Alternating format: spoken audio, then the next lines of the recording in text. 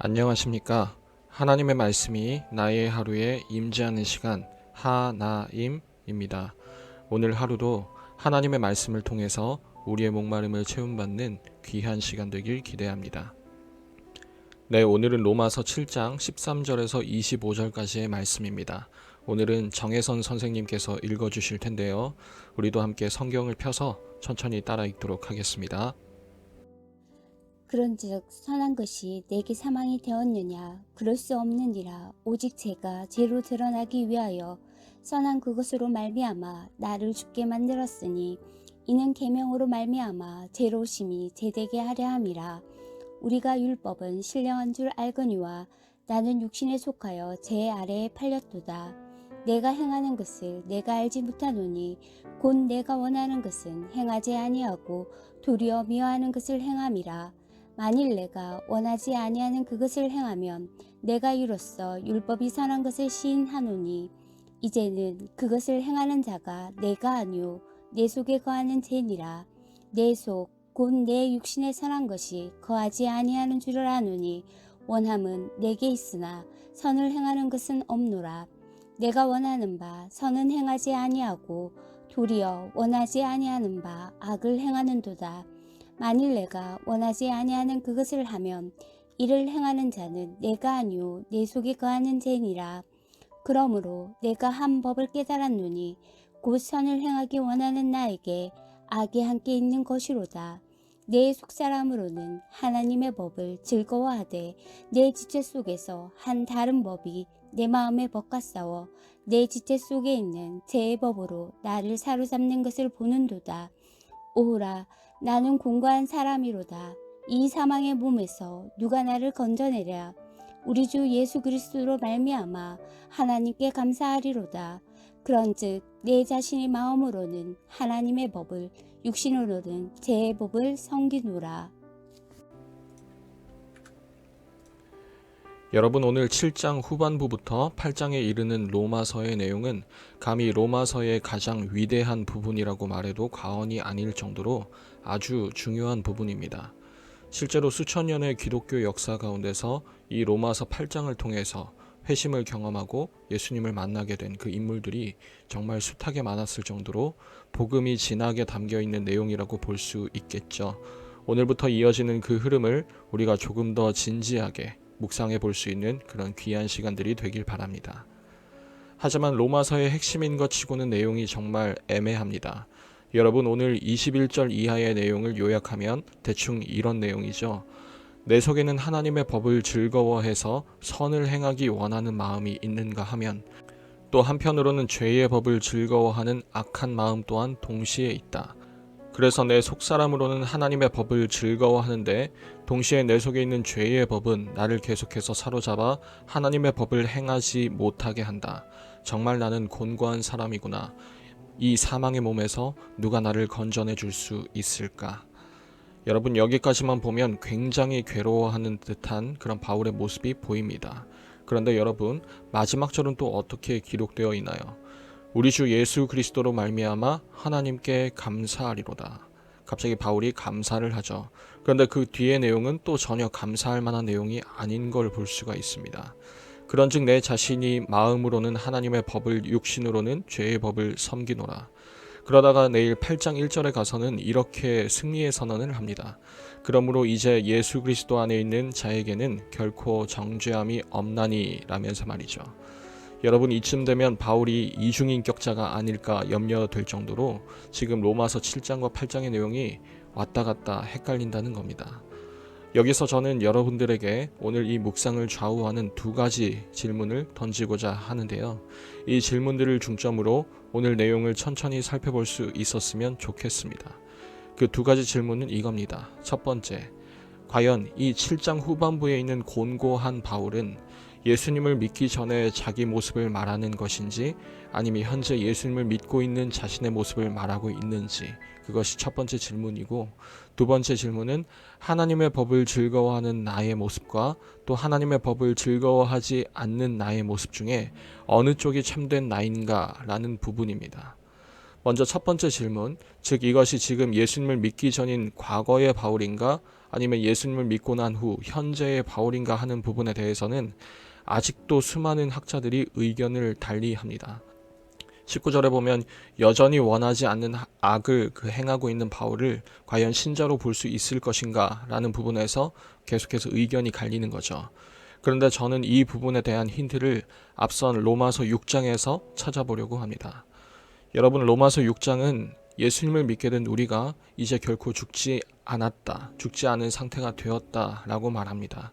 죄의 절대적인 지배에서 이제는 해방되어 우리는 죄에 저항할 수 있게 되었고 맞서 싸울 수 있게 되었다고 바울은 기록했었죠. 그리고 오늘 7장 후반부의 내용을 우리가 그런 내용을 토대로 다시 한번 바라보았으면 좋겠습니다. 다시 보니까 온통 저항의 흔적들이, 그 상처들이 담겨 있어요. 바울이 죄와 맞서서 고군분투하는 그런 생생한 모습이 생방송으로 진행되는 거죠.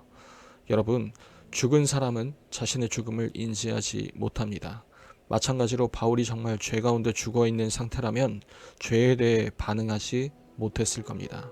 오히려 바울은 지금 자신이 죄에 맞서서 발버둥치는 것을 생생하게 묘사하고 또 보도하면서 자신의 생존 신호를 우리에게 보내고 있는 것과 같은 셈입니다. 그런데 그렇게 예수님을 믿는 믿음으로 살게 된 바울을 보면서 섣불리 응원해주고 우리가 박수를 보내기에는 뭔가 굉장히 애매한 장면입니다. 예수님을 믿으면 승리해야 하는데 바울은 자꾸 이기지 못하고 있는 그런 패배하는 모습들만 보여주고 있기 때문입니다. 19절은 이렇게 기록하고 있죠. 내가 원하는 바 선은 행하지 아니하고 도리어 원하지 아니하는 바 악을 행하는도다. 여기서 나 자신에 대한 이중성이 드러나는 겁니다. 여러분, 바로 여기서 두 번째 질문이 이어지죠. 하나님의 법을 즐거워하는 나 자신과 죄의 법 아래에서 선한 것이 단 하나도 없는 나 자신 중에 과연 무엇이 진짜 바울의 모습인가? 라는 부분입니다. 이렇게 고통스러워하는 바울의 모습에 우리 또한 감정이입을 할 수 있다면 우리도 동일하게 이 두 모습, 한편으로는 하나님을 사랑하지만 또 한편으로는 죄를 사랑하는 그 양면을 모두 갖춘 채로 살아가는 우리들이라면 여러분, 우리 자신의 진짜 모습은 무엇이라 말할 수 있을까요? 사랑하는 여러분, 바로 여기서 우리는 20절의 귀한 고백을 놓치지 않았으면 좋겠습니다. 오늘 20절에는 이렇게 기록되어 있습니다. 만일 내가 원하지 아니하는 것을 하면 이를 행하는 자는 내가 아니요 내 속에 거하는 죄니라.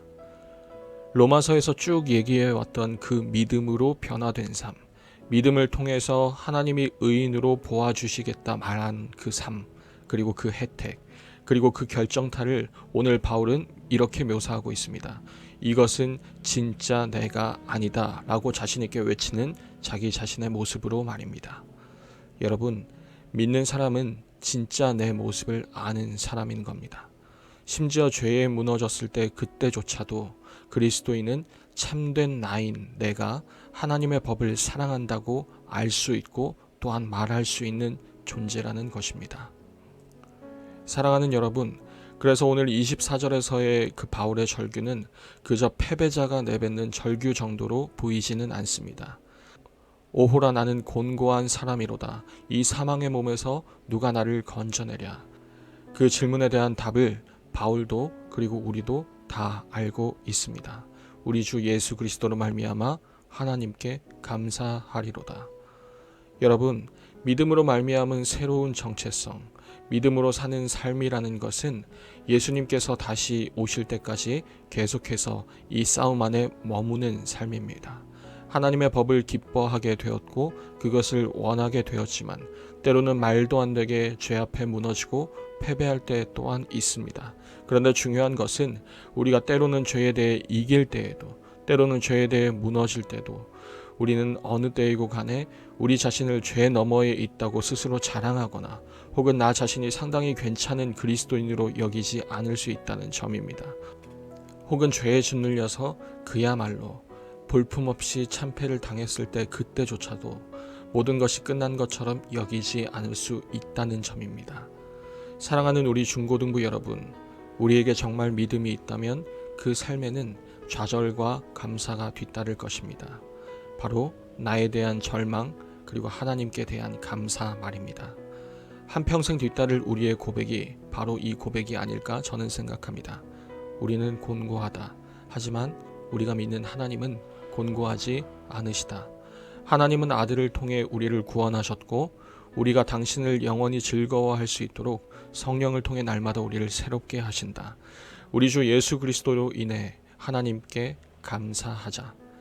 여러분, 그것이 바로 로마서 5장에서 말하는 소망이며 그 소망은 언젠가 완성될 그 구원의 날, 그래서 하나님의 법을 원하지만 지키지 못했던 무능함을 드디어 벗어 던지게 되는 그날, 예수님이 다시 오시게 될 그날을 우리가 고대하게 하며 또 그날을 위해 우리가 달려나갈 수 있게 할 것입니다.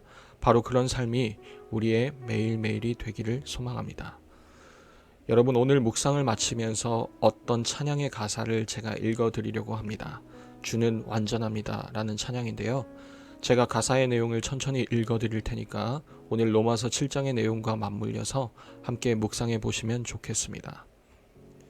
주여, 우린 연약합니다. 우린 오늘을 힘겨워합니다. 주 뜻 이루며 살기에 우리는 부족합니다. 우리는 연약합니다. 주여, 우린 넘어집니다. 오늘 하루 또 실수합니다. 주의 긍휼을 구하는 죄인입니다. 우리는 주만 바라봅니다. 한없는 주님의 은혜 온 세상 위에 넘칩니다. 가릴 수 없는 주 영광 온 땅 위에 충만합니다. 주님만이 길이오니 우린 그 길 따라갑니다. 그 날에 우리를 이루실 주는 완전합니다. 그날 모든 것이 완전해질 그날에 우리를 완전히 또한 이루실 그 주님을 소망하며 또한 살아가는 우리 중고등부가 다 되었으면 좋겠습니다. 매일 저녁 9시 하나님의 말씀이 나의 하루에 임재하는 시간, 오늘은 이것으로 마치도록 하겠습니다. 모두들 평안한 밤 되시기 바랍니다.